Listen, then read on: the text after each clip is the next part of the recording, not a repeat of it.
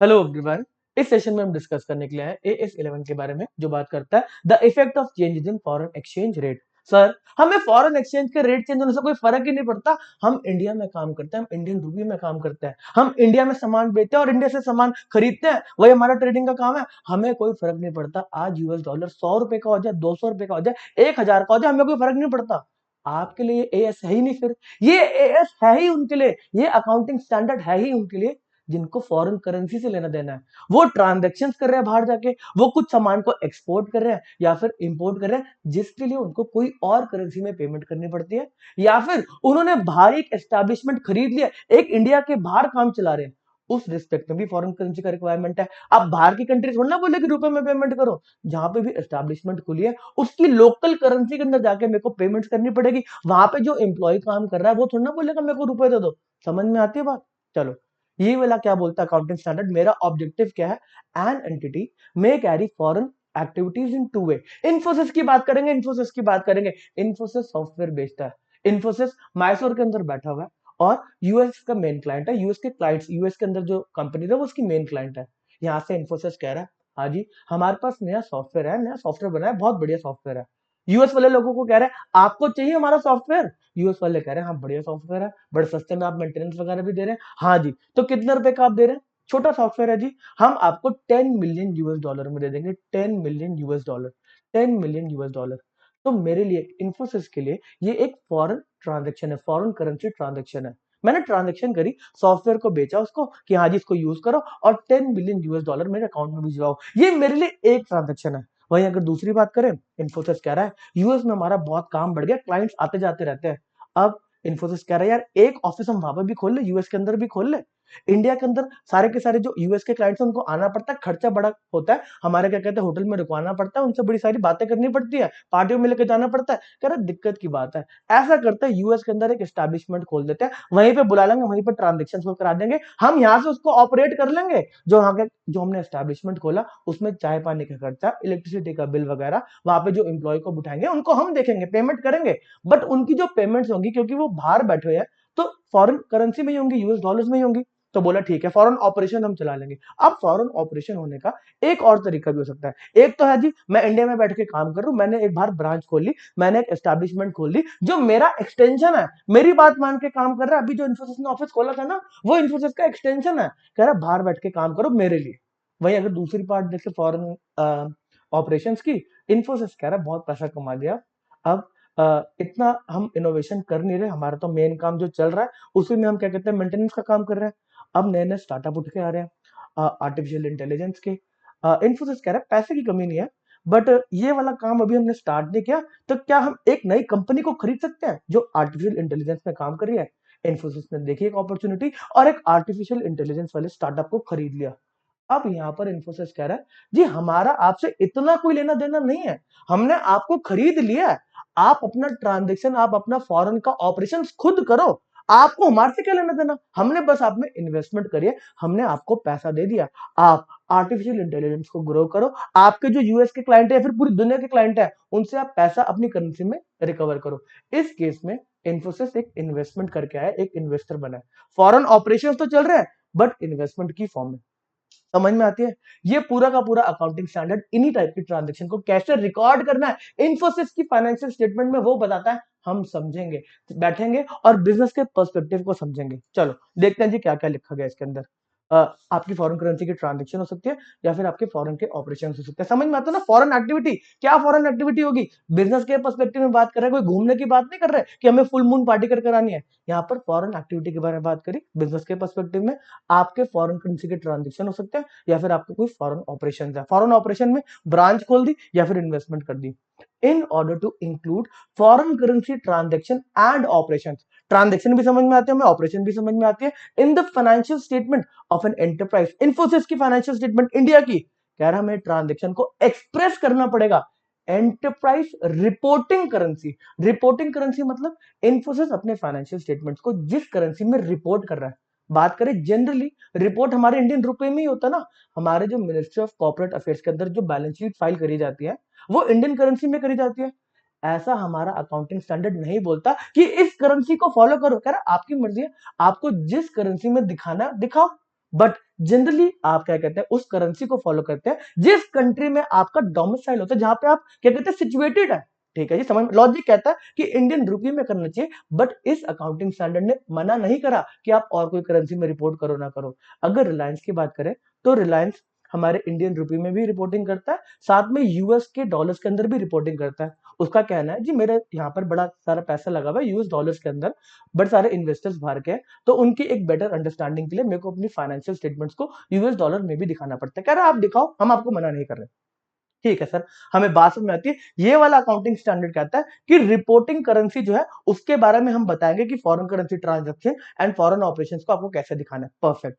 Important definition की बात करेंगे, फॉरेन करेंसी होती क्या है? Foreign currency is a currency other than reporting currency. Infosys के लिए रिपोर्टिंग करेंसी मान लेते हैं रुपये है, जो कि है रुपीज है। अब कह रहा है आपके लिए फॉरेन करेंसी हर अदर करेंसी रुपी के अलावा जो भी करेंसी वो आपके लिए फॉरेन करेंसी है। ठीक है ना, चाहे नेपाल की करेंसी हो चाहे पाकिस्तान की करेंसी हो। ओके। रिपोर्टिंग करेंसी की बात करेंगे। रिपोर्टिंग करेंसी क्या है? जिसमें हम प्रेजेंट कर रहे हैं अपने फाइनेंशियल स्टेटमेंट्स को इंडियन रूपी। चलो, द प्रिंसिपल इशू इसके अंदर जो हम अकाउंटिंग स्टैंडर्ड में प्रिंसिपल इशू है वो यही है कि एक्सचेंज रेट में अगर चेंज आता है तो उसको रिकॉर्ड कैसे करा जाएगा। The principal issue are which exchange rate should be used and how to report effect of changes in exchange rate in the financial statement. सबसे पहली बात मैं ट्रांजेक्शन करूंगा, तो कह रहे ट्रांजेक्शन आप करके आए हो तो कौन से रेट को यूज करके आप अपनी बुक के अंदर रिपोर्टिंग करेंसी में ट्रांजेक्शन को रिकॉर्ड करोगे, और बाद में अगर आपको कोई पैसा लेना है, ड्यू रह गया है, उसकी रिपोर्टिंग कैसे होगी, बैलेंस शीट बन रही है, तो सारी की सारी बातें कह रहे हैं मैं बताऊंगा ये वाला अकाउंटिंग स्टैंडर्ड 11। ठीक है ना। चलो, this standard shall be applied, आपको बताया गया दो जगह आपको अप्लाई करना है in accounting of transaction in foreign currency and foreign operation. Sir हमें रट्टा लग गया इस बात का। ठीक है, दिस स्टैंडर्ड ऑल्सो डील्स, अच्छा इसके साथ साथ स्टैंडर्ड तो बता रहा था, देखो हमारे मेन दो ही काम है, उसके साथ साथ बोला देखो आपकी फॉरेन करेंसी के ना फॉरवर्ड एक्सचेंज कॉन्ट्रैक्ट्स होते हैं। फॉरवर्ड एक्सचेंज कॉन्ट्रैक्ट्स क्या होते हैं? डेरिवेटिव कॉन्ट्रैक्ट्स होते हैं, जिसके अंदर एक एंटरप्राइज क्या बोलती है, यार मैं आपसे फ्यूचर डेट के ऊपर कुछ फॉरेन करेंसी बाय करूंगा या फिर सेल करूंगा। अब फॉरेन डेट पे मैं अगर फ्यूचर करेंसी को बाय करना चाहता हूं तो जनरली इसका मतलब है मेरे को कुछ पेमेंट्स वगैरह करनी होगी। इंडियन ऑयल की बात करें, उसको ऑयल की पेमेंट्स करनी होती है। ठीक है, ऑयल के लिए डॉलर्स में पेमेंट करनी होती है, तो वो आपका फॉरवर्ड का एक्सचेंज का कॉन्ट्रैक्ट ले लेती है कि हम 2 महीने बाद आपसे 10 million US dollar 20 million US dollar foreign currency US dollar purchase करेंगे। उसके रिस्पेक्ट में कॉन्ट्रैक्ट में कुछ प्रीमियम्स वगैरह दे दिए जाते हैं। वही इन्फोसिस की बात करें तो इन्फोसिस भी फॉरेन फॉरवर्ड एक्सचेंज कॉन्ट्रैक्ट करता होगा, जिसमें वो डॉलर्स को सेल करने की बात करता होगा, क्योंकि उसको यूएस से यूएस डॉलर्स मिलेंगे, ये डॉलर्स उसके पास आ गए। अब इन्फोसिस को तो इंडियन रुपये में खर्चा करना है, यहाँ पे जो सैलरी देनी है इंडियन रुपये में देनी है, तो यहाँ पर जो यूएस डॉलर्स है वो बैंक के पास बोलेंगे हाँ जी हम आपको सेल करते हैं वाले डॉलर्स, ताकि हमें इंडियन रुपये मिल सके, ताकि हम पेमेंट्स कर सके। समझ में आती है बात थोड़ी थोड़ी? ठीक है। चलो, तो कह रहा है हमारा जो स्टैंडर्ड है वो फॉरेन करेंसी ट्रांजैक्शंस को रिकॉर्ड करना, फॉरेन ऑपरेशंस को दिखाना कि अपनी फाइनेंशियल स्टेटमेंट में आप कैसे दिखाओगे वो भी बताएंगे। साथ में हम एक और चीज बता रहे हैं कि फॉरेन करेंसी के ट्रांजैक्शन जो फॉरवर्ड एक्सचेंज कॉन्ट्रैक्ट्स आपने कर रखे हैं उसकी अकाउंटिंग कैसे होगी वो भी हम बताएंगे। समझ में आते हैं जी? आप अकाउंटिंग स्टैंडर्ड सबसे बड़े, आप जो बोलेंगे आपकी बात मानी जाएगी। ठीक है। This standard does not specify the currency in which enterprise presents it's financial statement. यहाँ पर कोई भी मनाही नहीं करी गई, आप किस भी करेंसी को फॉलो कर सकते हैं अपनी फाइनेंशियल स्टेटमेंट को प्रेजेंट करने के लिए। However an enterprise normally uses the currency of the country in which it is domiciled. जहां पे रह रहे हो आप, जहां की कंट्री, जहां की आप क्या कहते हैं कंट्री में काम कर रहे हो आप, उसी करेंसी को तो फॉलो करोगे ना, वैसे कोई मनाही नहीं है। Okay. This standard does not deal with the restatement of enterprise financial statement. हमारा ये वाला स्टैंडर्ड बोलता है जी हम आपको फॉरेन करेंसी ट्रांजैक्शन को रिकॉर्ड करना सिखा रहे हैं, फॉरेन ऑपरेशंस को कैसे दिखाना अपनी फाइनेंशियल स्टेटमेंट में वो दिखा रहे हैं। हम आपको ये नहीं बता रहे कि आपने एक करेंसी में अपने फाइनेंशियल स्टेटमेंट्स को बना लिया इंडियन रुपये के अंदर, अब इसको फॉरेन करेंसी में कैसे कन्वर्ट करना है, फॉरेन करेंसी में कैसे दिखाना है वो नहीं बता रहे हैं, वो हमारा काम नहीं है। आपने इंडियन रुपये में फाइनेंशियल स्टेटमेंट को बना लिया, अब इसको कन्वर्ट करके आपको यूएस डॉलर में दिखाना है, कह रहे उसके बारे में हम बात नहीं करते, वो हमारा पर्सपेक्टिव नहीं है। हम आपको बताएंगे ट्रांजेक्शन को कैसे रिकॉर्ड करना है और फॉरेन ऑपरेशन को कैसे दिखाना है। This standard does not deal with restatement करा जा रहा है of an enterprise financial statement from its reporting currency Indian rupee to another currency US dollars for convenience of the users accustomed to the currency or for the similar purposes। इसके अंदर जैसे Reliance Indian rupee में तो दिखा रहा है अपनी balance sheet, but वो यूएस डॉलर में भी दिखा रहा है, तो कह रहा है ये जो यूएस डॉलर में आप दिखा रहे हो ना इसके बारे में हम कुछ नहीं बता रहे कि कैसे दिखाना, वो आपकी मर्जी है। आप यूएस डॉलर में जो दिखा रहे हो वो जिस पर्सन के लिए आप बना रहे हो। अब रिलायंस कह रहा है जी यूएस डॉलर में मैं इसलिए बना रहा हूँ क्योंकि मेरे बड़े सारे इन्वेस्टर है, कह रहे हैं इसके बारे में हम नहीं बता रहे, अपने आप कर लो जो करना है। ठीक है ना, समझ में आती है बात? चलो जी, समझ में आती है बात। फिफ्थ पॉइंट कहता है this standard does not deal with presentation of cash flow statement. Cash flow statement की बात करें, उसमें कैश का ट्रांजेक्शन को रिकॉर्ड कर जाता है, कैश का इन्फो या आउटफ्लो हो रहा है, कह रहा है उसके रिस्पेक्ट में AS3 ने बता रखा है, उसको पढ़ लेना आप। ठीक है। सिक्स पॉइंट कहता है this standard does not deal with exchange difference arising on foreign currency की बोरोइंग। अब फॉरेन करेंसी की बोरोइंग, आप पैसे को लोन पे उठा के लेकर आ गए, तो कह रहा है आप लोन पे उठा के लेकर आए हो, लोन है तो इसके अंदर अगर फॉरेन करेंसी के अंदर डिफरेंसेस वगैरह आएंगे तो आपको ज्यादा लोन रीपे करना पड़ेगा ना।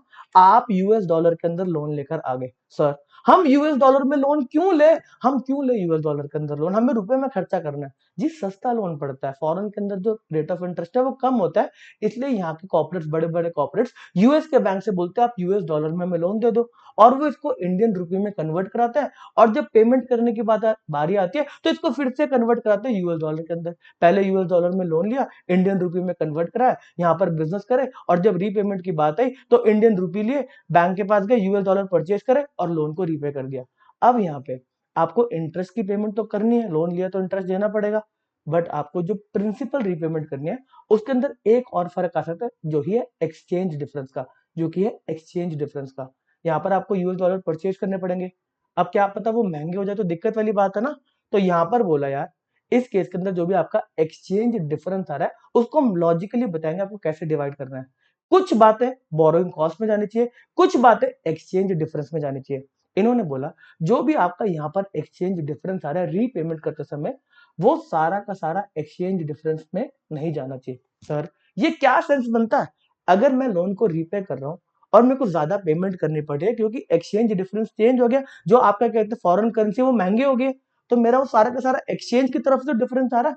तो बोला इन्होंने देखो ये जो आपकी ट्रांजेक्शन ओरिजिनेट हुई वो किस पर्पस के लिए हुई, कि आपको सस्ता लोन मिल रहा था सस्ता लोन, तभी आप यूएस डॉलर में लेकर आए थे लोन को।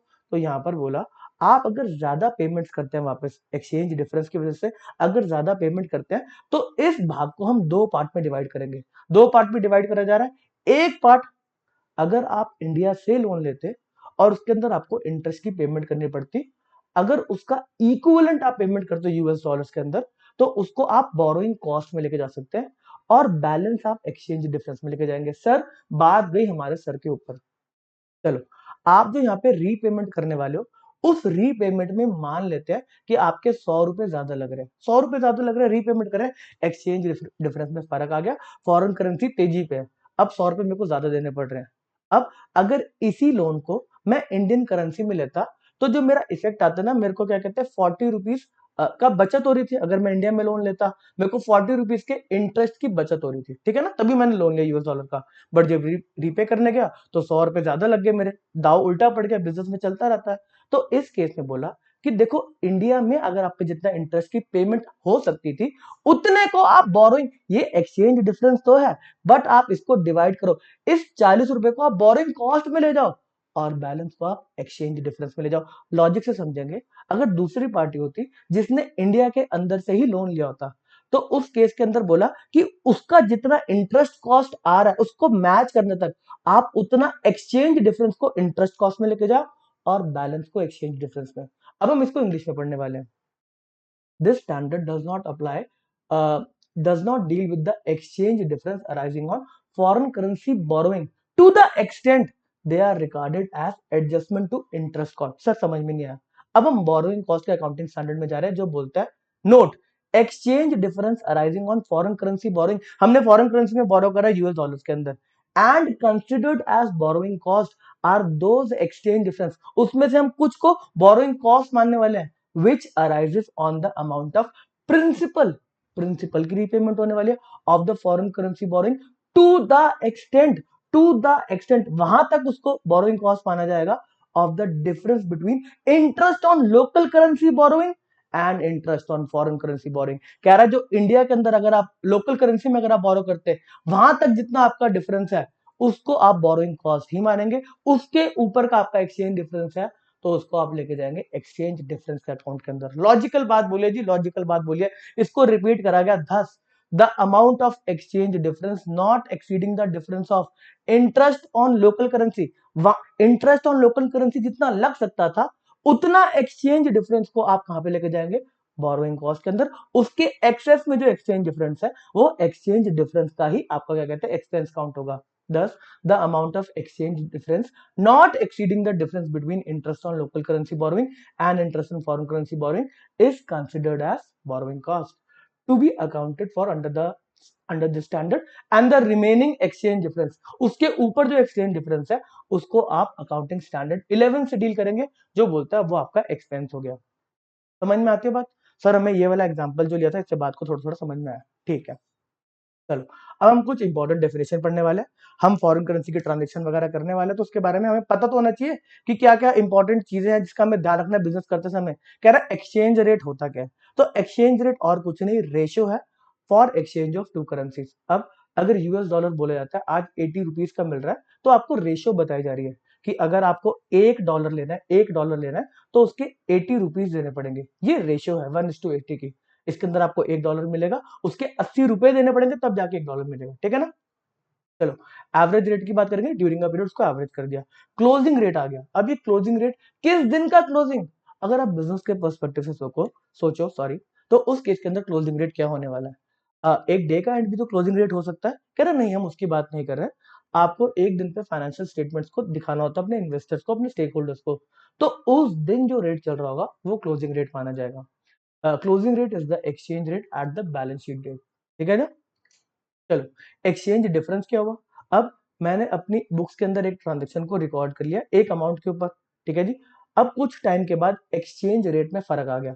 मैं एक्सपेक्ट कर रहा था कि मेरे को 1 लाख US डॉलर मिलने वाले हैं, मैं आज बैठा हूँ 1 लाख US डॉलर मिलेंगे, और मैंने दिमाग में चल रहा है कि आज रेट चल रहा है 80 रुपीज का, मेरे को 80 लाख रुपीज मिलने वाले हैं, ठीक है ना।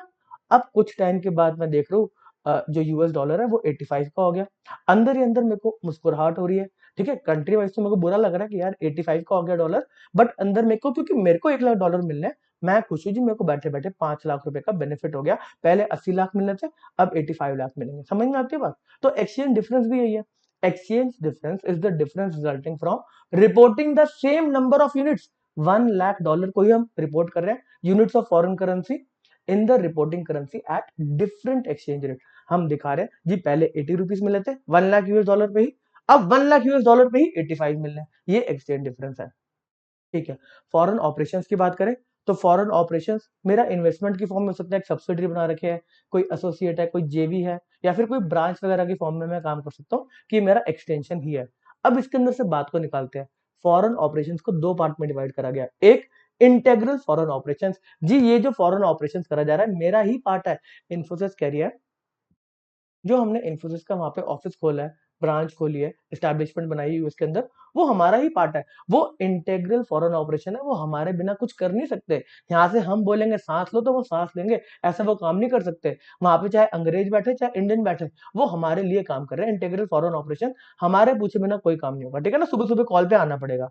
वही नॉन इंटेग्रल फॉरेन ऑपरेशन की बात करें तो इसके अंदर हमारे इन्फोसिस ने पैसा लगा दिया फॉरेन कंट्री के अंदर, फॉरेन कंपनी के अंदर, वो अपने आप काम कर रहे हैं, उसमें उनको हमारे से कोई लेना देना नहीं है। कह रहा है पैसा लगा दिया, आपको रिपोर्ट्स वगैरह मिल जाएगी, एनुअल रिपोर्ट उसको देख लेना, ठीक है। देखते हैं integral foreign operation is a foreign operation the activity of which is an integral part of those of the reporting enterprise. इसमें इन्फोसिस कह रहा है मैं रिपोर्टिंग एंटरप्राइज हूँ, मेरे लिए वो काम कर रहे हैं। नॉन इंटेग्रल की बात करें foreign operation is a foreign operation that is not an integral foreign operation. इसके बारे में थोड़ी सी और चर्चा करेंगे, इस डेफिनेशन को और क्लियर करेंगे कि इंटेग्रल फॉरेन ऑपरेशन कब बोला जाएगा और कब नहीं बोला जाएगा। इसके बड़े सारे एग्जाम्पल्स हैं, बड़े सारे इसके क्या कहते हैं कंडीशंस वगैरह। कंडीशंस सुनिए, आपको पता चल जाएगा वो वाली लाइन को पढ़ते कि हाँ यार ये मेरा इंटेग्रल नहीं है और ये मेरा इंटेग्रल है। मोटा मोटा बात, अगर मेरी बात इनको माननी पड़ेगी, मेरी बात से ही काम करेंगे, मैं इनको सामान भेजूंगा तभी ये बेचेंगे, मैं इनको कुछ बोलूंगा कि हाँ सेल कब डन कर दो तभी ये करेंगे आगे, तो मेरा इंटेग्रल ऑपरेशन है, ठीक है। चलो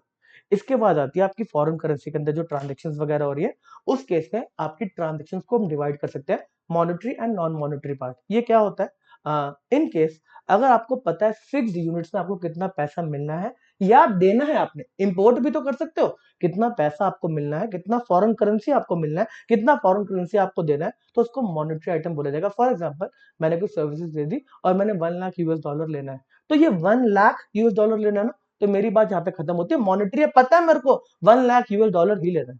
वही एक नॉन मॉनेटरी आइटम्स होते हैं। नॉन मॉनेटरी आइटम के अंदर मेरे को नहीं पता कि कितना पैसा मिलेगा। मैंने कोई स्टॉक यूएस के अंदर रखवा दिया, जब बिकेगा तब मुझे पता चलेगा कि कितना रुपए रियलाइज हुआ है। अभी मेरे को पता है कि स्टॉक 1 लाख डॉलर का है, बट पता नहीं बिकेगा तो कितने मिलेंगे। अभी मुझे पता है हाँ 1 लाख डॉलर का तो मिलना चाहिए, बट कंफर्म नहीं है। जब तक कंफर्म नहीं हो जाता तब तक मेरे लिए वो नॉन मॉनेटरी आइटम है। अगर मैंने कोई लैंड वगैरह ले ली, हाँ जी लैंड की हमारी कॉस्ट है $5 मिलियन, मिलने चाहिए $5 मिलियन, बट अभी पता नहीं कितने रियलाइज होंगे। अगर आपको पता है कितना फॉरेन करेंसी का यूनिट्स मिलने वाला है तो वो एक मॉनेटरी आइटम है, अगर नहीं पता हुए तो नॉन मॉनेटरी आइटम है। चलो पढ़ते हैं। Monetary items are money held and assets and liability to be received or paid in fixed or determinable amounts of money। पता है जी कितना पैसा? $1 लाख का पता है, ठीक है। नॉन मॉनेटरी आइटम की बात करें, items are assets and liability other than monetary item, जिसके बारे में फिक्स्ड और डिटरमाइनेबल जो अमाउंट है वो हमें पता ही नहीं, ठीक है। फॉरवर्ड रेट आता है। फॉरवर्ड रेट क्या होता है? फॉरवर्ड रेट के बारे में हमने चर्चा करी थी थोड़ी सी। हमने क्या कहते हैं, एक फ्यूचर डेट के ऊपर एक ट्रांजेक्शन को रिकॉर्ड कर लिया, एक ट्रांजेक्शन की बुकिंग कर ली। मैंने बोला जी इन्फोसिस कह रही है कि हमें अभी $1 लाख आने हैं अमेरिका से, 1 महीने के बाद पेमेंट आनी है। अब यूएस की जो डॉलर है वो बहुत वॉलेटाइल लग रहा है, ऊपर नीचे चल रहा है। तो यहाँ से नारायण मूर्ति जी कहते हैं डर लग रहा है कि ये पैसा कम ना रिसीव हो जाए। तो यहाँ पर क्या बोला, आज के दिन पे तो 80 रुपीज का चल रहा है, और मैं बैंक के पास गया, बैंक मेरे को 1 महीने के बाद मिलना, अभी तो नहीं मिलना, 1 महीने के बाद मिलना है। 1 महीने के बाद आप मेरे को कितने रुपए का मतलब क्या कहते हैं डॉलर मुझसे खरीद लोगे? तो वो कह रहे हैं अभी देखो 80 के आसपास चल रहा है, आपको अगर 1 महीने बाद मेरे को डॉलर बेचना है, आप लेकर आओगे डॉलर को, तो मैं आपको 80.5 रुपीज दे दूंगा। यहाँ पे बैंक मान के चल रहा है कि डॉलर के अंदर थोड़ा सा एप्रिसिएशन आएगा, तो बैंक ने थोड़ा सा अच्छा रेट दे दिया कि आज 80 मिल रहा है, आपको कुछ टाइम के बाद, हाइपोथेटिकल है, कुछ टाइम के बाद आपको 80.1 ऐसे ऐसे बहुत ज्यादा माइनर डिफरेंस के थ्रू आपको वो रेट कोट कर दिया जाएगा, ठीक है जी। अगर आपको लेना तो बता दो। मैंने कहा हाँ जी बुक करो जी, बुक करो, बुक करो, आप बुक करो। मैं आपको 1 महीने बाद लेकर आऊंगा, $1 लाख मेरे को मिलेंगे, मैं लेके आऊंगा और मैं आपको दूंगा, आप मेरे को 80.5 रुपीज पर डॉलर पे दोगे, आप मेरे को 80,50,000 रुपीज दोगे। बात डन है? कहता डन है। तो यही फॉरवर्ड रेट है, कॉन्ट्रैक्ट कर लूंगा ना मैं। तो ये फॉरवर्ड रेट पहले उसने मेरे को कोट करा 80.5 का, अगर मैंने अग्रीमेंट कर लिया, साइन कर दिया पेपर, तो वो एक फॉरवर्ड एक्सचेंज कॉन्ट्रैक्ट हो गया। Forward exchange contract means an agreement to exchange different currencies at forward rate. अगर मैंने अग्रीमेंट साइन कर लिया तो उसको अब फॉरवर्ड एक्सचेंज कॉन्ट्रैक्ट बोला जाएगा, ठीक है। फेयर वैल्यू की डेफिनेशन हम 1 लाख बार पढ़ चुके हैं। फेयर वैल्यू होता क्या है? एक पर्टिकुलर एसेट की, एक पर्टिकुलर क्या कहते हैं, कोई भी सामान है, उसकी फेयर वैल्यू मार्केट में हो सकती है कुछ भी, 1 लाख US डॉलर की। भाई कोई भी अगर नॉलेजेबल पार्टी आएगी जिसको पता है मेरा एसेट कितने का वर्थ है, वो मेरे को पैसे देगा उतने, वो फेयर वैल्यू है। बट वही बात करें कि कितना रियलाइज कर लेंगे, तो वो डिफरेंट वैल्यू होती है। अगर आज मैं अपनी प्रॉपर्टी को फॉर सेल लगा दूं, मुझे पता है मेरी प्रॉपर्टी 8 करोड़ की है, फेयर वैल्यू 8 करोड़ है, बट कोई पैसे देने के लिए आ रहा है, कह रहा है 7 करोड़ 75 लाख ले लो, 7 करोड़ 50 लाख ले लो। अगर मेरे को जल्दी प्रॉपर्टी बेचनी है तो मेरे को थोड़ा सा सस्ते में बेचना पड़ेगा। नेट रिलाइजेबल वैल्यू, एक प्रॉपर्टी की रिलाइजेबल वैल्यू, एक एसेट का रिलाइजेबल वैल्यू उसकी फेयर वैल्यू से अलग हो सकता है, ठीक है ना। बट कहते हैं, मान लेते हैं जी हमें तो फेयर वैल्यू पता ना, अभी रिलाइज का तो पता नहीं हमें, तो हम फेयर वैल्यू पे रिकॉर्ड कर लेते हैं अभी ट्रांजेक्शन को, ठीक है ना। अगर आपसे कोई पूछेगा जी लैंड कितने की, तो अब तो फेयर वैल्यू बताओगे ना, ये थोड़ा ना बताओगे। बट अगर अभी बेचता हूँ, शाम को बेचता हूँ, तो थोड़ा पैसा कम मिलेगा, ठीक है ना। Fair value is the amount for which an asset could be exchange, जिसको हम एक्सचेंज कर सकते हैं। सर हम एक्सचेंज क्या कर रहे हैं? पैसे आप एक्सचेंज कर रहे हो ना, आप एसेट दे रहे हो, उससे क्या कहते हैं पैसे ले रहे हो। और लाइबिलिटी सेटल कर सकते हैं between knowledgeable willing parties in an arm length transaction. Arm length transaction होगा, ठीक है ना, कोई भी गलत बात नहीं, आर्म लेंथ, जितना प्राइस है उतना देंगे, ठीक है। Net investment in non integral foreign operation, अब हमें समझ में आती है। नॉन इंटेग्रल फॉरेन ऑपरेशन जो था, जो मेरा पार्ट नहीं था, मैंने पैसा लगाया बस उसके अंदर, बाकी बिजनेस अपने आप कर रहे हैं, वो आर्टिफिशियल इंटेलिजेंस का काम कर रहे हैं। इन्फोसिस वाले ने पैसा लगाया एक आर्टिफिशियल इंटेलिजेंस के स्टार्टअप के अंदर, वो अपना काम कर रहे हैं। वो यहाँ पे इन्फोसिस से फोन करके पूछते नहीं कि मैं क्या काम करना है आज के दिन, किससे मीटिंग कर आए, वो हम अपने आप काम कर रहे हैं। अब इस केस में इन्फोसिस कह रहा है देखो मेरा इन्वेस्टमेंट तो लगा हुआ है ना, तो मैं उसको तो रिकॉर्ड करूंगा, तो यहाँ पर बोला गया net investment in non integral foreign operation is the reporting enterprise. Infosys reporting enterprise है, कह रहा है जो मैंने पैसा लगा रखा है एक आर्टिफिशियल इंटेलिजेंस वाले स्टार्टअप के अंदर, उसके बारे में मैं क्या करूंगा, मैं बताऊंगा उसके असेट्स के अंदर जो उसने नेटवर्थ बनाई है उसमें मेरा शेयर कितना है, मेरा पैसा कितना है। Net investment in non integral foreign operation is the reporting enterprise share in the net asset of that operation. जो फॉरेन में कंपनी काम कर रही है उसमें मेरा कितना पैसा है, मतलब मेरा कितना इन्वेस्टमेंट है। ठीक है सर, हमें समझ में आता है। अब हम स्टैंडर्ड की पढ़ाई स्टार्ट करने वाले हैं।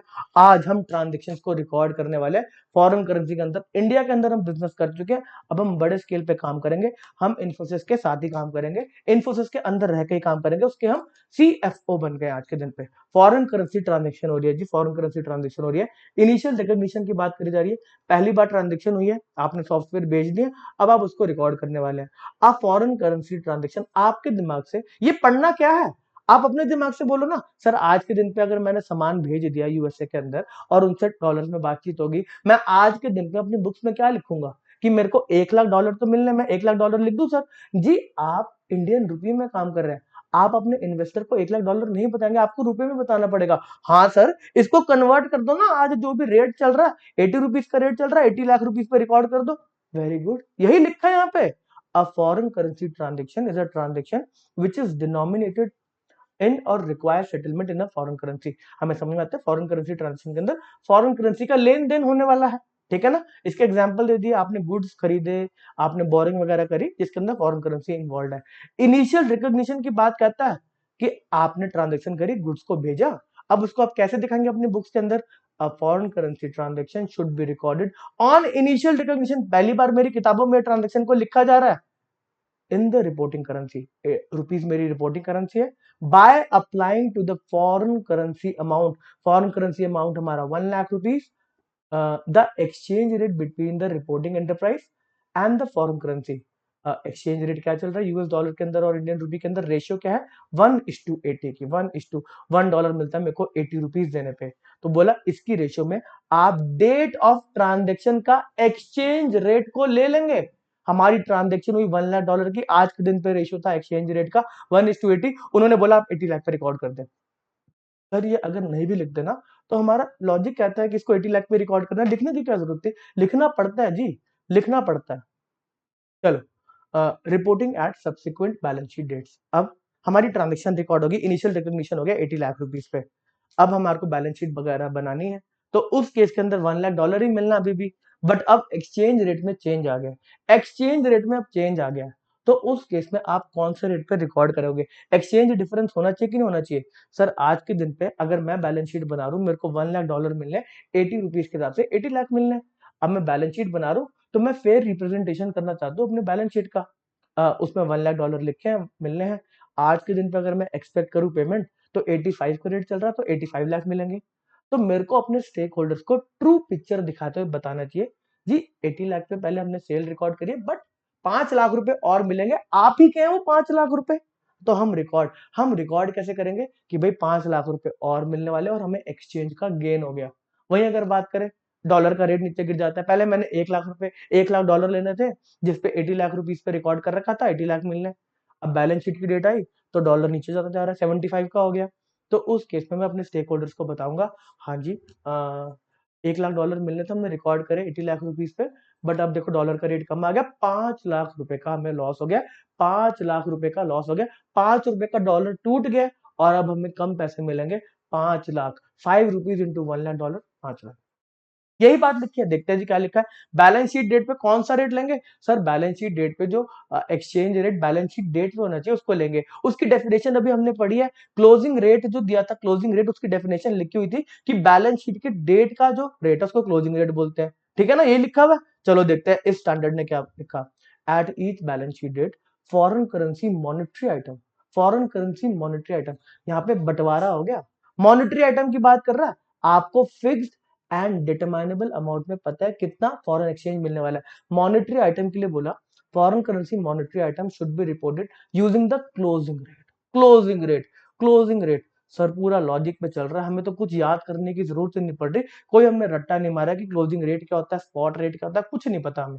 चलो चलो, इसके बारे में अब थोड़ा सा और बात को बढ़ाया गया। कह रहा देखो क्लोजिंग रेट पे आपको रिकॉर्ड करना है, बात समझ में आती है, बैलेंस शीट आप बना रहे हो, उस दिन पे जो रेट लगा हुआ है फॉरेन एक्सचेंज का, वो मॉनेटरी आइटम है, आपको पता है कि कितना रुपए कितना फॉरेन करेंसी मिलने वाला है, तो क्लोजिंग रेट लगाओ 85 रुपीज का लगाओ। For example balance sheet date पे डॉलर आपका हो गया कितने का, 85 का, तो कह रहा है जो आपने पहले 80 लाख रुपीज रिकॉर्ड कर रखा उसको 85 लाख पे आप रिकॉर्ड कर देंगे क्लोजिंग रेट पे। समझ में आती है बात, ये मॉनेटरी आइटम था, 1 लाख डॉलर मिलने थे, ठीक है, 1 लाख यूएसडी यूएसडी। अब कह रहा है बात को थोड़ा सा और बढ़ाते हैं, आप जिस कंट्री में काम कर रहे हैं, जिस कंट्री का फॉरेन एक्सचेंज मिलना है, वो कंट्री कुछ रिस्ट्रिक्शंस लगा देती है कि आप हमारी कंट्री से पैसे को लेकर नहीं जा सकते। हर एक कंट्री रिस्ट्रिक्शन लगाती है। हर एक कंट्री को दुख होता है कि उसकी करेंसी अगर बाहर चली जाए, उसकी करेंसी से उसकी कंट्री से पैसा बाहर चला जाए, तो कंट्री क्या कहती है कि हम एक लिमिट्स लगा देंगे। ऐसे ही इंडिया के अंदर भी है, अगर आपको इंडिया से पैसा बाहर लेके जाना है तो बड़ा ज्यादा आरबीआई की बात को मानना पड़ता है, आरबीआई बड़े सारे रिस्ट्रिक्शंस वगैरह लगा देती है। तो यहाँ पर फॉरेन कंट्री भी लगा सकती है। तो यहाँ पर बोला अगर आगे जाके कुछ रिस्ट्रिक्शंस लगी हुई है, आपको पैसा तो मिलना है, बट अगर इसके ऊपर रिस्ट्रिक्शन लगा दी, तो अपनी बुक्स के अंदर आप ट्रू प्रेजेंटेशन देते हुए जो रिस्ट्रिक्टेड बातें हैं उनको डिस्क्लोज करेंगे। अगर आप पैसा लेके नहीं आ सकते, आपको लगता है नहीं रियलाइज होगा, तो आप नहीं दिखाएंगे। समझेंगे बात को, एक बार पढ़ते क्या लिखा इंग्लिश के अंदर। However in certain circumstance the closing rate may not reflect the reasonable accuracy of the amount of reporting currency that is likely to be released। भाई क्लोजिंग रेट तो दे रखा है बट हमें लगता नहीं मिलेगा। Where there are restrictions on remittance, मना कर रखा है, कंट्री कहती है पैसा वापस लेके नहीं जा सकते, हमारे यहाँ पे जो पैसा है ना हमारी कंट्री में खर्च करना पड़ेगा। Where there are restrictions on remittance और where the closing rate is unrealistic. आप ऐसी कंट्री में काम कर रहे हैं जहां पर जो एक्सचेंज रेट है वो बहुत ज्यादा वॉलेटाइल है। जिम्बाब्वे में काम कर रहे हैं, कभी ऊपर कभी नीचे, बहुत ज्यादा इन्फ्लेशन है। आप आज तो क्लोजिंग रेट पे दिखा देंगे, बट आपको लगता है कुछ टाइम के बाद जब रियलाइज होगा तो उसकी वैल्यू में बहुत सिग्निफिकेंट चेंज आ जाएगा। तो उस केस में बोला कि आप एक प्रेजेंटेशन सही दिखाते हैं, जो आपको लगता है रियलाइज हो सकता है उसको रिकॉर्ड कर लेंगे अपनी मर्जी से। चलो, where there are restrictions on remittance or where the closing rate is unrealistic and it is not possible to effect and change exchange of currency at the rate at the balance sheet date। आपको लगता है balance sheet rate पे जो closing rate दे रखा है झूठा rate है, वो बहुत ज्यादा क्या कहते हैं इन्फ्लेशन हो रही है, हमारे क्या कहते हैं करेंसी के अंदर जो वैल्यू है वो बहुत गिरती जा रही है। In such circumstance the relevant monetary item should be reported in the reporting currency. India के अंदर जो हमारा इन्फोसिस है वो कह रहा है अपनी मर्जी से उस मॉनेटरी आइटम को दिखाओ at the amount which is likely to be realise. आपको जितना लगता है मिल जाएगा उतने पे दिखा दो। आपका जो इंटेंट है, आप जो फाइनेंशियल स्टेटमेंट्स को बना रहे हो उसका इंटेंट ही है कि फेयर रिप्रेजेंटेशन होगा। सर हमें बात समझ में आती है, हमने इनिशियल जो लेक्चर देखे थे अकाउंटेंसी के, वो हमें अब समझ में आ रहा है कि उसके ऊपर अकाउंटिंग पूरी कैसे टिकी पड़ी है। ओके चलो नॉन मॉनेटरी आइटम की भी बात करेंगे। अब नॉन मॉनेटरी आइटम की बात करते हैं। हमें पता नहीं कितना पैसा मिलेगा बट कुछ ना कुछ मिलेगा, कुछ उसकी फेयर वैल्यू है। अब बोला अब उसको भी तो इंडियन रुपी में दिखाना पड़ेगा, तो कह रहे हैं कि फेयर वैल्यू जो भी है उस पर्टिकुलर नॉन मॉनेटरी आइटम की, फॉर एग्जांपल स्टॉक है, जितनी उसकी फेयर वैल्यू है उतने पे रिकॉर्ड करो। और जब आपने फेयर वैल्यू निकाली होगी यूएस डॉलर्स के अंदर, आपने एक स्टॉक रखा हुआ है जिसकी फेयर वैल्यू यूएस डॉलर के अंदर 2 लाख डॉलर है, कह रहा है आपको पता है कि 2 लाख डॉलर है ना, कह रहा है हाँ हट पाता है, मेरे को लगता है 2 लाख डॉलर की इसकी फेयर वैल्यू है। तो कह रहा है जिस दिन आपने फेयर वैल्यू को निकाला 2 लाख डॉलर की, उस दिन जो रेट था, उस दिन जो रेट था उसी को रिकॉर्ड कर लो। नॉन मॉनेटरी आइटम की बात कर रहा है, हमारा स्टॉक पड़ा, हमें पता नहीं fix and determinable foreign currency का अमाउंट नहीं है। नॉन मॉनेटरी आइटम है which are carried in terms of historical cost. कह रहे फेयर वैल्यू की बात नहीं कर रहे, हम हिस्टोरिकल कॉस्ट पे कैरी करते हैं जितने का हमने वहां पे खरीदा है। अब अगर बात करें हमने यूएसए के अंदर खरीदा है उस स्टॉक को 1.5 लाख डॉलर देके, 1.5 लाख डॉलर देके, और हम उसको उसी पे कैरी करते हैं, हम उसको फेयर वैल्यू में चेंज लेके नहीं आते, हम कहते हैं हम हिस्टोरिकल कॉस्ट पे उसको रिकॉर्ड करेंगे। हम उस वाले स्टॉक को 1.5 लाख यूएस डॉलर पे ही रिकॉर्ड करेंगे। 1.5 लाख यूएस डॉलर जितने का हमने परचेज करा वहां पे स्टॉक उतने पे ही उसको दिखाएंगे। तो इस केस में कहता है जिस दिन आपने परचेज करा था उस दिन का एक्सचेंज रेट लो और इंडिया में कन्वर्ट कर दो उसको।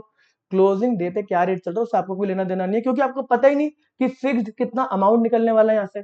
अगर कोई नॉन मॉनेटरी आइटम है which are carried in terms of historical cost पे चल रही है, एक स्टॉक है वो 1.5 लाख यूएस डॉलर्स का है, ठीक है ना, इन foreign currency should be reported. अब मेरे को इंडिया में उसको रिपोर्ट करना है, कह रहा है आप उस दिन का एक्सचेंज रेट लो at the date of transaction, जिस दिन ट्रांजेक्शन हुई थी उस दिन का रेट ले लो ना, जिस दिन आपने खरीदा था, हिस्टोरिकल रेट जो था, जिस दिन आपने परचेज करा था इन्वेंट्री को, उस कॉस्ट को लो और उस दिन का इंडिया का जो रेट था एक्सचेंज रेट, उससे आप इंटू करके दिखा दो, ठीक है ना। वही कह रहा है इस स्टॉक को, इस नॉन मॉनेटरी आइटम को आप फेयर वैल्यू पे भी कैरी कर सकते हैं। इसको ऊपर नीचे करना अगर अलाउ करता है उस कंट्री के फाइनेंशियल रिपोर्टिंग्स, उस कंट्री के जो भी स्टैंडर्ड्स वगैरह अगर वो अलाउ करते हैं कि फेयर वैल्यू पे आप दिखाओ, तो उस केस के अंदर आप फेयर वैल्यू जिस दिन निकाली गई थी उस दिन का एक्सचेंज रेट ले लो।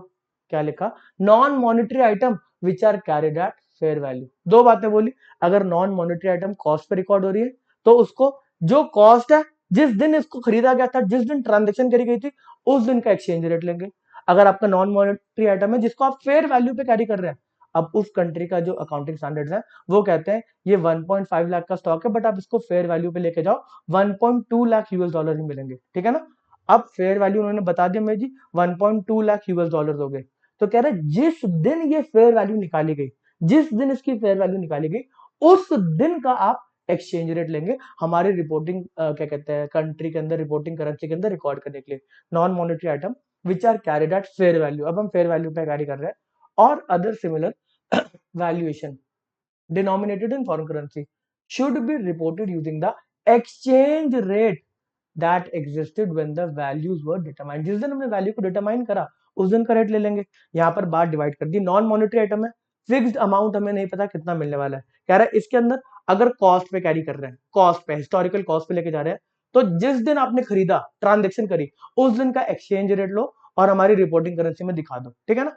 अगर आप इस स्टॉक को फेयर वैल्यू पे कैरी कर रहे हैं तो कह रहे हैं जिस दिन इसकी फेयर वैल्यू निकाली गई उस दिन का रेट, जो एक्सचेंज रेट है हमारी रिपोर्टिंग करेंसी का, उस पर रिकॉर्ड कर लो। समझ में आती है बात।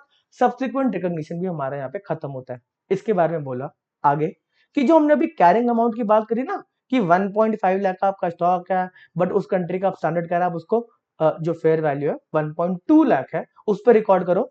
तो इस केस के अंदर जो इस एसेट की कैरिंग अमाउंट निकल कर आई, इसको कैरी करा जा रहा है 1.2 लाख का, कह रहे वो स्पेसिफिक स्टैंडर्ड्स बताएंगे, वो स्पेसिफिक वहां के स्टैंडर्ड्स बताएंगे कि कैरिंग अमाउंट क्या है।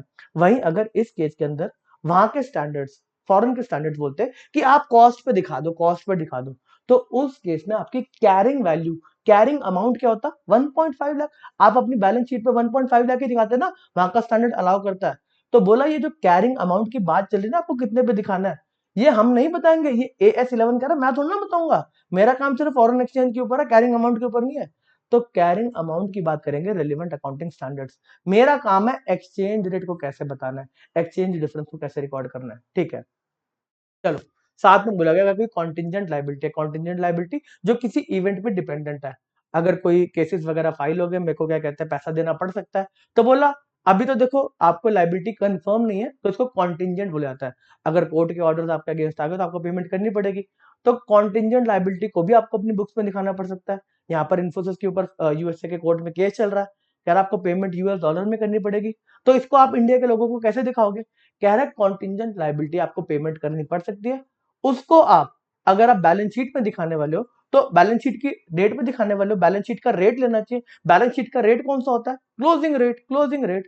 The contingent liability denominated in foreign currency at the balance sheet date is disclosed by using closing rate. Sir मजा आ गया, मजा आ गया। अभी तक लॉजिक चल रहा है सर, अभी तक हमें कोई दिक्कत नहीं, पूरा लॉजिक अभी तक लॉजिक है, आगे का हमें पता नहीं, ठीक है। चलो, हमने रिकॉग्निशन भी कर लिया, हमने इनिशियल रिकॉग्निशन कर लिया, पहली बार हमने ट्रांजेक्शन को कैसे रिकॉर्ड किया, फिर हमने सब्सिक्वेंट रिकॉग्निशन भी कर लिया बैलेंस शीट के डेट पे। उसके अंदर मॉनेटरी क्या है, नॉन मॉनेटरी क्या है, सर हमसे लिखवा लो, हम एग्जांपल भर भर के दे देंगे।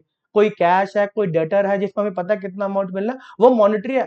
अगर कोई ऐसी चीज है नॉन मॉनेटरी आइटम की बात करें तो उसमें लैंड है, कुछ नहीं पता कितना पैसा मिलेगा, कोई स्टॉक है, हमें क्या पता कितना पैसा मिलेगा, वो सारे के सारे नॉन मॉनेटरी है। इन सबकी रिकॉर्डिंग कैसे करनी है वो हम आपको लिख के दे देंगे, ठीक है। अब हम बात करें इसके आगे की, कह रहा है कि एक्सचेंज डिफरेंस को कैसे रिकॉग्नाइज करेंगे। आपने इनिशियल रिकॉग्निशन किया तब कुछ और रेट होगा, जब आपने सब्सिक्वेंट रिकॉग्निशन किया क्लोजिंग रेट था तब अलग अलग रेट होंगे ना, कि सेम ही रहेगा। एक्सचेंज डिफरेंस तो मतलब जो एक्सचेंज का रेशियो है आज 80 का है, तो ये थोड़ा ना जब आप बैलेंस शीट बनाओगे तभी भी 80 का रहेगा, डिफरेंस तो आता रहेगा। तो इस केस में बोला एक्सचेंज डिफरेंस को आपको लिखना कहां पे है, लिखना कहां पे है सर, हमारे को इनकम हो सकती है या हमारे को लॉस हो सकता है, इसको हम प्रॉफिट एंड लॉस स्टेटमेंट में लिखेंगे। बात आपकी मोटा मोटी सही है। एक्सचेंज का गेन है आपका, तो आपकी इनकम होगी। एक्सचेंज डिफरेंस की वजह से आपको लॉस हो गया, तो प्रॉफिट एंड लॉस में लॉस दिखा देंगे। बट यहाँ पे थोड़ी सी बात को आगे बढ़ाया गया, उसको हम पढ़ने वाले हैं। चलो मोटा मोटा पहली लाइन पढ़ते हैं। Exchange difference arising on settlement of monetary item. अब यहाँ पे मेरे को एक्सप्लेन नहीं करना चाहिए कि मॉनेटरी आइटम के बार बार थोड़ा मेरे से बुलवाओगे यार। Exchange difference arising on settlement of monetary item, पता था आपको कितने पैसे मिलने हैं, 1 lakh US dollar on or reporting an enterprise monetary item at a rate different from those at which they were initially recognized। Initial मैंने रिकॉग्नाइज किया था 80 रुपीज मिलेंगे, अब जब क्या कहते हैं मैं इसको सब्सिक्वेंट रिकॉग्नाइज करूं तो 85 के हिसाब से कर रहा हूं, 5 लाख रुपए का गेन हो गया। कह रहा है इसको हम कहां दिखाएंगे, कह रहा है आप अपनी बैलेंस शीट में दिखाओ, आपने प्रॉफिट एंड लॉस में दिखाओ, बैलेंस शीट एंड प्रॉफिट और फाइनेंशियल स्टेटमेंट्स में रिकॉग्नाइज्ड एज इनकम और as expense in the period in which they arrive. बता दिया जी, उन्होंने बता दिया, आप उसको इनकम या एक्सपेंस दिखा दो। फिर यहाँ पे एक एक्सेप्शन आ गई, कह रहे हैं यहाँ पे हम बात को रोक रहे हैं, यहाँ पे बात को रोका जा रहा है। नॉन इंटेग्रल फॉरेन ऑपरेशंस, आपका अगर एक्सचेंज डिफरेंस हो रहा है, जो आपने इन्वेस्टमेंट्स कर रखे हैं, आपने जो आर्टिफिशियल इंटेलिजेंस की कंपनी के अंदर पैसे को लगाया था ना इन्फोसिस ने, बोल रहा है अगर उसके में उसकी जो आप अपनी फाइनेंशियल स्टेटमेंट्स को रिकॉर्ड दिखा रहे हो अपनी फाइनेंशियल स्टेटमेंट्स में, उस केस में अगर एक्सचेंज डिफरेंस आ रहा है, उसको प्रॉफिट एंड लॉस में लेकर नहीं जाएंगे। सर उसको प्रॉफिट एंड लॉस में लेकर क्यों नहीं जाएंगे, आप इसका मेरे को क्या कहते हैं लॉजिक दो। देखो आपने इन्वेस्टमेंट कर रखी है, उसके जो भी ट्रांजेक्शन वगैरह हो रहे हैं, उससे डायरेक्टली आपको कुछ इंपैक्ट नहीं पड़ रहा। इन्फोसिस को, आर्टिफिशियल इंटेलिजेंस वाली कंपनी जो भी धंधा वगैरह बिजनेस कर रही है, उसको उसमें एक्सचेंज डिफरेंस से कोई इंपैक्ट नहीं पड़ रहा है इन्फोसिस को। इन्फोसिस कह रहे हैं मैंने इन्वेस्टमेंट कर रखी है, इमीडिएटली एक्सचेंज डिफरेंस में अगर कोई फर्क भी आता है ना, फॉरेन करेंसी के रेट्स में कोई फर्क आता है, मेरे को क्या फर्क पड़ता है, वो अपना काम कर रहे हैं। मेरे को जो इम्पैक्ट आएगा वो तब आएगा जब मैं अपनी इन्वेस्टमेंट्स को डिस्पोज ऑफ कर दूंगा। तो कह रहे हैं उस समय ट्रीटमेंट देखा जाएगा कि क्या करना है, ठीक है ना। अब इसकी ट्रांजेक्शन कैसे करनी है वो सारी बातें डिस्कस करते हैं। Net investment in non integral foreign operation, मेरी आर्टिफिशियल इंटेलिजेंस का स्टार्टअप है जहां पर इन्फोसिस ने पैसा लगा रखा है। इस केस में कह रहा है एक्सचेंज डिफरेंस अगर आया मॉनेटरी आइटम पे, मॉनेटरी आइटम है सर, मॉनेटरी आइटम है, पैसा पता है हमें, फिक्स्ड है कि कितना पैसा मिलने वाला है, उस केस में तो हमें रिकॉर्ड करना चाहिए। यहाँ पर बोला गया बात डिफरेंट है, कह रहा है उसके जो मॉनेटरी आइटम्स है, अगर इन्फोसिस यहाँ पे बैठा है, कह रहा है आर्टिफिशियल इंटेलिजेंस वाली कंपनी है, यूएसए के अंदर काम कर रही है, उसने एक पार्टी से 1 मिलियन US डॉलर लेने, ठीक है ना। अब इन्फोसिस कह रही है कि अगर एक्सचेंज रेट 80 की जगह 90 का हो जाए तो मेरे को कोई फर्क पड़ता है। इन्फोसिस कह रही है क्या मेरे को पैसा मिलना है, मेरे को वो क्या कहते हैं 10 मिलियन डॉलर जो भी है वो मेरे को मिलना है। वो 90 रुपीज से अगर मैं एंट्री करूंगा, अगर मेरे को मिलने होते, मेरे को तो यहाँ पे मिलना ही नहीं है, वो सारा आर्टिफिशियल इंटेलिजेंस वाली कंपनी को पैसा मिलेगा, इंडिया में नहीं आने वाला, वो उसी के पास रहेगा। तो मेरे को कोई फर्क नहीं पड़ता, मैं अपने प्रॉफिट एंड लॉस में क्यों लेके जाऊं। हाँ, अगर क्या कहते हैं उस कंपनी की वैल्यू बढ़ती जा रही है तो मैं उसको रिकॉर्ड करूंगा, अगर वो अपना बिजनेस बढ़िया कर रही है, मेरी जो इन्वेस्टमेंट है उसकी वैल्यू बढ़ रही है, तो मैं उसको रिकॉर्ड करूंगा। बट रिपोर्टिंग के पर्पज के लिए अगर मैं उसकी बैलेंस शीट को अपनी बैलेंस शीट में मिला देता हूं, तो इस केस में तो मेरे को रिकॉर्ड करना पड़ेगा जो भी ट्रांजेक्शन वगैरह हो रही है। अगर मैं उसकी बैलेंस शीट को उठाता हूँ और अपनी बैलेंस शीट से मर्ज कर देता हूँ, दिखाता हूँ जी उसके एसेट भी मेरे एसेट, मेरी सब्सिडी है, सारा पैसा मेरे लगा हुआ है, उसके एसेट भी कहीं ना कहीं मेरे एसेट, और क्या कहते हैं उसकी लाइबिलिटी मेरी लाइबिलिटी, उसके प्रॉफिट्स मेरे प्रॉफिट। तो इस केस में जो आप एक्सचेंज डिफरेंस को रिकॉर्ड करेंगे वो प्रॉफिट एंड लॉस में नहीं दिखाएंगे। आपको प्रॉफिट एंड लॉस नहीं हुआ, बट आपके रिजर्व इकट्ठे हो गए। आप प्रॉफिट एंड लॉस में ना लेकर जाए, उसको आप बैलेंस शीट के अंदर जो रिजर्व आते हैं, रिजर्व एंड सरप्लस आते हैं, उसके अंदर दिखा दे। प्रॉफिट नहीं मानेंगे, अभी हम रिजर्व में दिखा रहे, देखो पैसा बड़ा है, पैसा बड़ा है, हमें ज्यादा मिलने वाला है, आगे बेनिफिट होने वाला है, रिजर्व है।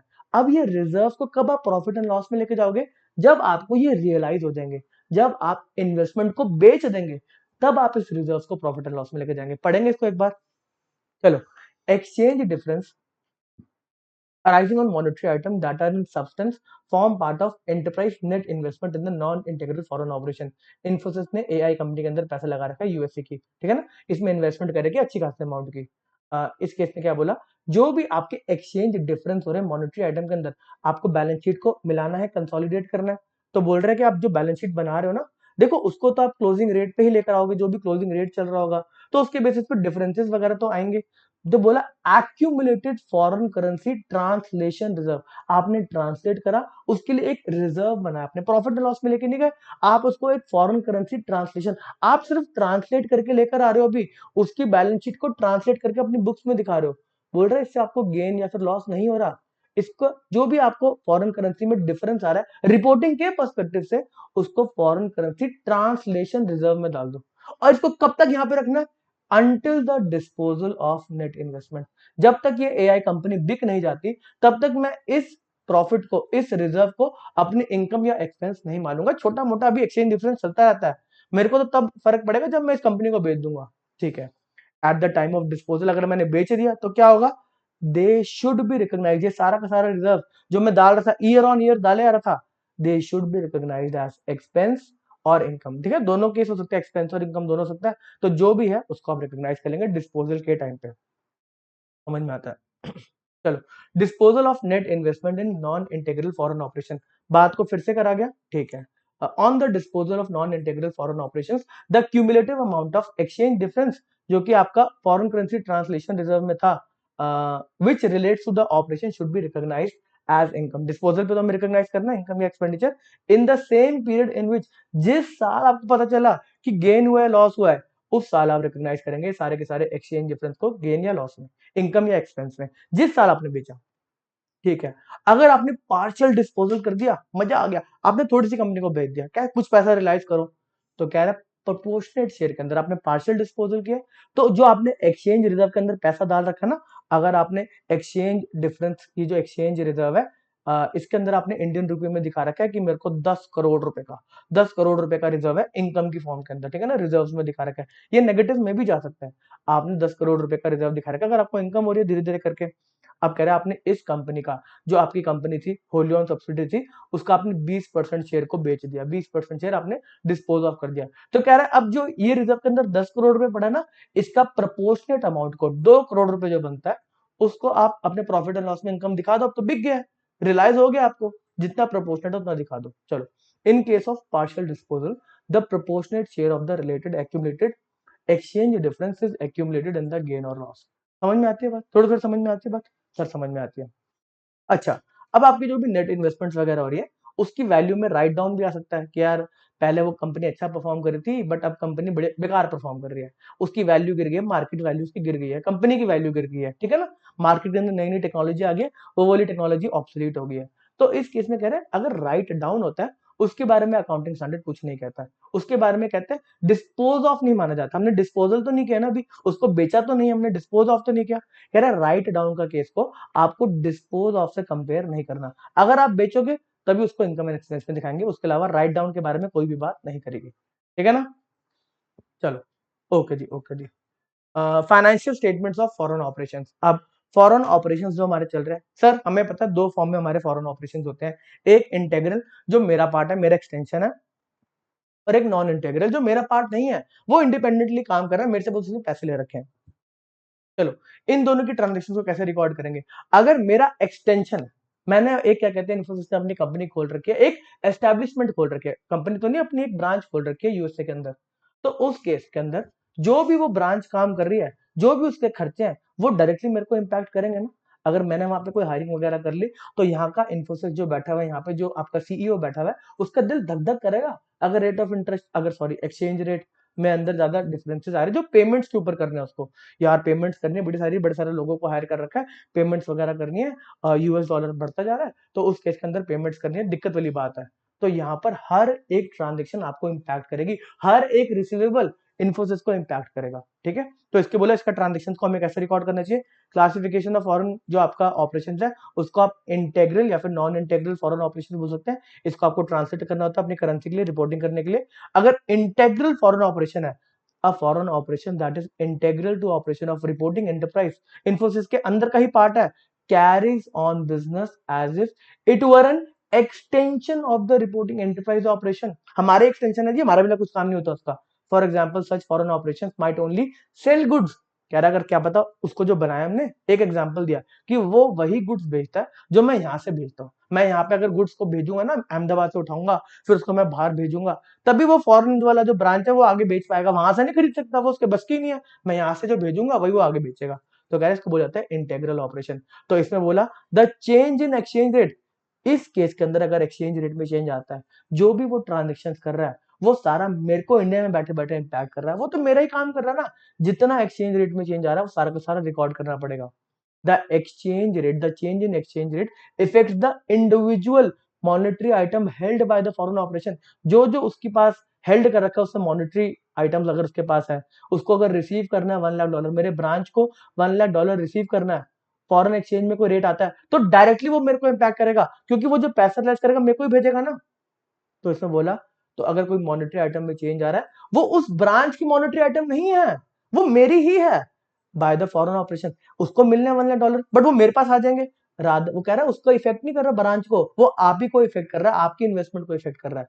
तो इस केस में मैं करूँ जी, ये तो डायरेक्टली मेरे को पैसा मिलने वाला है, एक्सटेंशन है मेरा, इसको तो मैं रिकॉर्ड करूंगा, एक्सचेंज डिफरेंस होंगे, डायरेक्टली मेरे प्रॉफिट एंड लॉस में जाएंगे। क्या बोला इसके बारे में इंटेग्रल फॉरेन ऑपरेशंस के अंदर, the financial statement of an integral foreign operations should be translated using the principle and procedures as if the transaction of the foreign operation. कह रहा है मान लो आपकी ही ट्रांजेक्शन है, कह रहा है जो ऊपर हम पढ़ कर आए ना, इनिशियल रिकॉग्निशन, सब्सिक्वेंट रिकॉग्निशन, कह रहा है उसी तरीके से करना, आप ही का तो पार्ट है।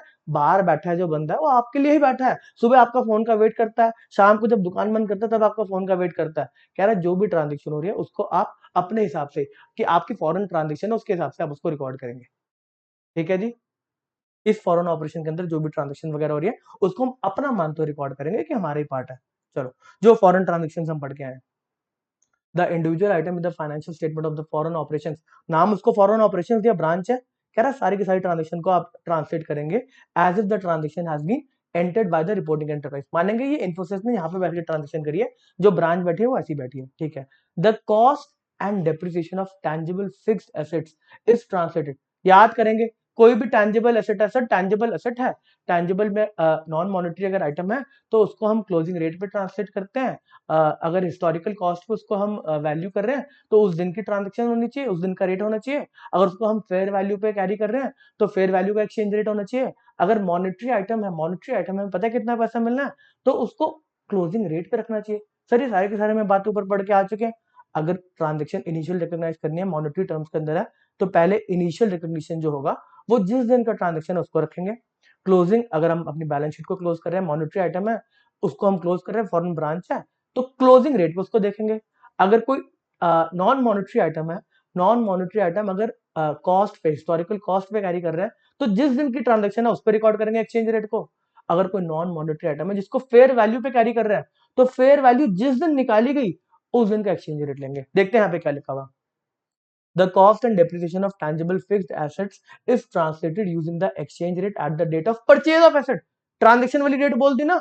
And if the asset is carried at fair value, कह रहा है अगर फेयर वैल्यू पे कैरी कर रहे हो तो किस दिन का एक्सचेंज रेट लेंगे, दिल पे हाथ रख के बोलो सर जिस दिन हमने वैल्यूएशन करी थी, डेट ऑफ द वैल्यूएशन। ठीक है जी, यहाँ पर आगे क्लैरिफिकेशन दी, हमें कोई जरूरत नहीं क्लैरिफिकेशन की, हमें सारे लॉजिक समझ में आते हैं। The cost of inventory is translated at the exchange rate, कह रहा है इन्वेंट्री के केस के अंदर आप किस दिन का रेट लेंगे एक्सचेंज वाला, when the cost were incurred. अगर हिस्टोरिकल कॉस्ट पे कैरी कर रहा है तो जिस दिन कॉस्ट इंकर करी उस दिन का रेट लेंगे। The recoverable amount that is realisable value, अब रिलायजेबल वैल्यू डिफरेंट हो सकती है आपके कॉस्ट से। द रिकवरेबल अमाउंट और realisable value of an asset is translated using the exchange rate. कह रहा है हमने उसकी दूसरी value, recoverable value, realisable value को निकाला तो कहीं ना कहीं फेयर वैल्यू के आसपास होगी। अगर हमें फेयर वैल्यू पता तो उसी को हम रिलायजेबल वैल्यू मान लेते ना। तो कह रहे हैं जिस दिन आपने रिलायजेबल वैल्यू को डिटरमाइन करा उस दिन का रेट ले लेना। रिकवरेबल अमाउंट है, नेट रिलायजेबल वैल्यू है, तो जिस दिन आपने इसको डिटरमाइन करा था उस दिन का एक्सचेंज रेट ले लेना। सर वही जो हमने ऊपर बात पढ़ी है उसी बात को यहाँ पे बोल दिया गया इंटेग्रल फॉरेन ऑपरेशंस के लिए। मेरा ही तो पार्ट था तभी उसके लिए सेम रेट लगा दी, ठीक है ना। बात आती है नॉन इंटेग्रल फॉरेन ऑपरेशंस की। अब हमें उसकी बैलेंस शीट को रिकॉर्ड तो करना है, उसके फाइनेंशियल स्टेटमेंट को अपने स्टेक होल्डर को दिखाना है, बताएंगे जी हमने इन्वेस्टमेंट कर रखी है उस कंपनी के, ये एसेट्स है, ये लाइबिलिटी है, हमारा इतना पैसा लगा हुआ है। नॉन इंटेग्रल फॉरेन ऑपरेशंस की बात करेंगे। In contrast, a non integral foreign operations accumulate cash और अदर मॉनेटरी आइटम, इंकर एक्सपेंस, जो वो काम कर रही है ना, जो वो पैसा जनरेट कर रही है, जो वो एक्सपेंसेस वगैरह कर रही है, वो सारा का सारा काम अपनी लोकल करेंसी में कर रही है। जो इन्फोसिस ने एआई, आर्टिफिशियल इंटेलिजेंस कंपनी में पैसा लगाया, जो वो कंपनी है, यूएस की कंपनी है, जो स्टार्टअप है, उसको हमारे से सिर्फ पैसे के अलावा और कोई लेना देना नहीं है। वो कह रहे हैं हम अपना यूएसए में काम कर रहे हैं, यहाँ पर हमारे एम्प्लॉयज हैं, यहाँ से हम क्या कहते हैं बर्गर खाते हैं, यहाँ से हम सारा का सारा मटेरियल को सोर्स करते हैं, यहीं पर हम सारा का सारा बेचते हैं, सारा का सारा काम यूएस डॉलर में चल रहा है, हमें आपसे कोई लेना देना नहीं है। पैसे दे दिए, आपको पैसे अगर आपको बेचना होगी इन्वेस्टमेंट बेच देना, निकाल लेना पैसे को। तो बोला कि नॉन इंटेग्रल फॉरेन ऑपरेशन हमारे पे डिपेंडेंट नहीं है। When there is change in exchange rate between the reporting currency and the local currency, there is little और नो डायरेक्ट इफेक्ट। भाई कोई फर्क ही नहीं पड़ेगा उस फॉरेन जो कंट्री के अंदर काम कर रही है, जिस कंपनी में मैंने पैसा लगाया, उसको नहीं फर्क पड़ता कि एक्सचेंज के अंदर कोई भी फर्क आ रहा है। देयर इज लिटिल और no direct effect on the present और future cash flows from the operations of either the non integral operation और the reporting enterprise. Reporting enterprise भी कह रही कोई फर्क नहीं पड़ता यार, वो मेरा पार्ट थोड़ी है। जो उसको पैसा मिलना है डेटर से, वो मेरे को थोड़ा ना मिलना, वो तो वही रखेगी यार। मेरे को अगर पैसा रिलाइज करना तो मेरे को बेचना पड़ेगा इस कंपनी को। इस केस में बोला the change in the exchange rate effects the reporting enterprise. यहाँ पे इन्फोसिस कह रही है हाँ मेरी नेट इन्वेस्टमेंट पे फर्क आ जाता है, और कोई फर्क नहीं आता, सिर्फ नेट इन्वेस्टमेंट पे फर्क आता है। अब इसकी इन्होंने डेफिनेशन दी कि कब आप उसको इंटेग्रल पार्ट मानेंगे, कब आप उसको नॉन इंटेग्रल पार्ट मानेंगे। एक बार पढ़ेंगे उतने में आपको समझ में आएगा। सिग्निफिकेंट डिग्री ऑफ ऑटोनॉमी है, वो अपने आप काम करती है, नॉन इंटेग्रल अपने आप काम कर रहे हैं जी। Reporting enterprise not a high proportion of foreign operations है। जो हमारी ट्रांजेक्शन हो रही है उस फॉरेन एंटिटी से, अगर वो बहुत ज्यादा हाई प्रोपोर्शन में है तो मतलब मेरा ही पार्ट है। अगर हाई प्रोपोर्शन में नहीं है, हमारे से ज्यादा कोई लेना देना नहीं, अपने आप करते सारा काम, तो एक नॉन इंटेग्रल फॉरेन ऑपरेशन है। जो भी फॉरेन एंटिटी है, अगर उसके ऑपरेशंस को मैं फाइनेंस करता हूँ, मैं पैसा भेजता रहता हूँ, तो मेरा इंटेग्रल पार्ट है। अगर मैं फाइनेंस नहीं करता तो वो एक इंडिपेंडेंट ऑर्गेनाइजेशन है। ठीक है, चलो। कॉस्ट ऑफ लेबर, अगर कोई फॉरेन कंट्री में कोई काम कर रही है कंपनी, और उसके अंदर जो भी एक्सपेंसेस वगैरह होते हैं, वो यहाँ की क्या कहते हैं कंपनी, इंडिया की कंपनी पे करती है। सारे के सारे जो पेमेंट्स वगैरह होते हैं वो इंडिया की क्या कहते हैं कंट्री, जो इंडिया की जो कंपनी है वो पेमेंट करती है। तो बोलो तब उसके केस में इंटेग्रल पार्ट है। अगर ऐसा नहीं होता, वहां पे जो सारी की सारी पेमेंट्स है, लेबर की, एक्सपेंस की, बिजली का बिल वगैरह, सारा लोकल करेंसी में खुद जनरेट करते हैं, खुद ही पेमेंट करते हैं, तो अगर उसमें नॉन इंटेग्रल ऑपरेशन है। ठीक है। The foreign operation sales are mainly currencies other than the reporting currency. वहां पे जो सेल्स वगैरह हो रही है सारी की सारी उनकी लोकल करेंसी में हो रही है, रिपोर्टिंग करेंसी से कोई लेना देना नहीं है। इन्फोसिस की करेंसी इंडियन रुपए से कोई लेना देना नहीं है उनको, वहां पे सारा का सारा यूएस डॉलर में काम चल रहा है। ठीक है।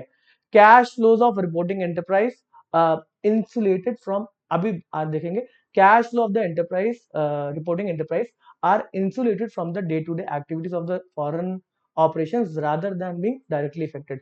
अगर इन्फोसिस की बात करेंगे तो कैश फ्लोज पे डायरेक्टली कोई इंपैक्ट नहीं है उस क्या कहते हैं फॉरेन कंपनी का, अगर वो नॉन इंटेग्रल पार्ट है तो हमारे कैश फ्लोज पे कोई भी फर्क नहीं आता। अगर कैश फ्लोज में फर्क आ रहा है डायरेक्टली, तो उस केस में वो मेरा इंटेग्रल पार्ट है। ठीक है ना। चलो, हमारे कैश फ्लोज में फर्क तब आएगा जब हम उसको बेच देंगे। ठीक है, बड़ी सारी बात होगी, और कुछ करना है। सेल प्राइस, अच्छा ये एक इंपॉर्टेंट है line, sale price of the foreign operation product, जो फॉरेन कंट्री में काम चल रहा है, वहां पर जो भी प्रोडक्ट्स को बेचा जा रहा है, उसके सेल प्राइस में कोई भी फर्क नहीं आता। जो भी आपका शॉर्ट टर्म में फॉरेन एक्सचेंज के रेट में चेंज आता है, उससे कोई फर्क नहीं आता। अच्छा मेरी बात सुनो, अगर मैं इंडिया से काम कर रहा हूँ, मैं यहाँ से कोई सामान को भेज रहा हूँ, और अगर फॉरेन एक्सचेंज रेट में फर्क आता है, डॉलर अब क्या कहते हैं महंगा होता जा रहा है, फिर सस्ता होता जा रहा है, जो इम्पैक्ट आ रहा है डॉलर्स के अंदर, उसी के बेसिस पे मैं प्राइस को डिटरमाइन करता हूँ ना। थोड़ा सा भी चेंज आएगा तो मैं अपने प्राइसेस में चेंज लेके आ जाऊंगा। हाँ जी, अब आपका डॉलर अच्छा रिटर्न्स दे रहा है, तो मैं सामान थोड़ा सस्ते डॉलर्स पे कोट कर दूंगा। समझ में आती है बात। ठीक है। Sale prices of foreign operations product are not primarily responsive. अगर रिस्पॉन्सिव नहीं है तो एक नॉन इंटेग्रल पार्ट है। बट अगर सेल प्राइसेस जो है वो रिस्पॉन्सिव एक्सचेंज रेट के ऊपर, चेंज इन एक्सचेंज रेट के ऊपर, तो मेरा वो एक इंटेग्रल पार्ट है। ठीक है ना। चलो, there is an active local sales market for the foreign operation product. जो फॉरेन का काम चल रहा है, जो प्रोडक्ट्स बेचे जा रहे हैं, उसके एक एक्टिव मार्केट है, इंडिपेंडेंटली वो काम कर रहे हैं, उसका हमारे से कोई लेना देना नहीं है। हर चीज में यही बात है। ठीक है ना। एक बार इसको रीड करेंगे आपको समझ में आ जाएगा कि भाई एक जो ट्रांजेक्शन वगैरह हो रही है वो इंटेग्रल पार्ट, एक ऑपरेशन जो है फॉरेन का, वो इंटेग्रल पार्ट है कि नहीं है। ठीक है, चलो। Financial statements translation non integral foreign operation. अब हम ट्रांसलेट करके लेकर आ रहे हैं हमारे स्टेक होल्डर्स को दिखाने के लिए। हाँ जी देखो, ये फॉरेन कंट्री के अंदर हमने पैसा लगा रखा है, इस कंपनी में पैसा लगा रखा है, उसके फाइनेंशियल स्टेटमेंट्स आपको दिखाने पड़ेंगे, क्योंकि हमारे स्टेक होल्डर आप हो। तो अगर आप ट्रांसलेट करने के लिए बताया गया, तो बोला जो भी एसेट्स एंड लाइबिलिटी है ना, वो क्लोजिंग रेट पे आप दिखा दो। है सर, एसेट एंड लाइबिलिटी के बारे में तो आपने बोला था कि जिस दिन ट्रांजेक्शन होगा उस पे दिखाना। कह रहा नहीं नहीं, इस केस के अंदर आप क्लोजिंग रेट पे दिखाओ। क्लोजिंग रेट पे क्यों बोला गया? कह रहा जो भी एक्सचेंज गेन और लॉस होने वाला है वो आपकी इनकम हम मान ही नहीं रहे ना। आप आज के दिन जिस दिन आप रिपोर्टिंग कर रहे हो उस दिन का रेट लो, वो जो आपकी इन्वेस्टमेंट है उसमें जो भी असेट्स है लाइबिलिटीज है सबको उठा के लेकर आओ, जिस कंपनी में आपने पैसा लगाया उस कंपनी के जो भी असेट्स एंड लाइबिलिटी है उन सबको उठा के लेकर आओ क्लोजिंग रेट के ऊपर। जो भी डिफरेंसेस आते हैं उसको आप कहां पे लेके जाएंगे, फॉरेन करेंसी ट्रांसलेशन रिजर्व, आपकी इनकम और एक्सपेंस पे कोई भी इंपैक्ट नहीं आ रहा, ठीक है ना। एसेट्स एंड लाइबिलिटी को क्लोजिंग रेट पे लेकर आएंगे, और जो भी आपकी ट्रांजेक्शन हो रही है इनकम एंड एक्सपेंसेस उनको तो देखो आपको उसी डेट पे लेकर आना पड़ेगा जब ट्रांजेक्शन हुई है। इनकम एंड एक्सपेंसेस कब आएंगे, डेट ऑफ ट्रांजेक्शन पे, जिस दिन हमारी सेल्स वगैरह होगी उस दिन का रेट लेंगे।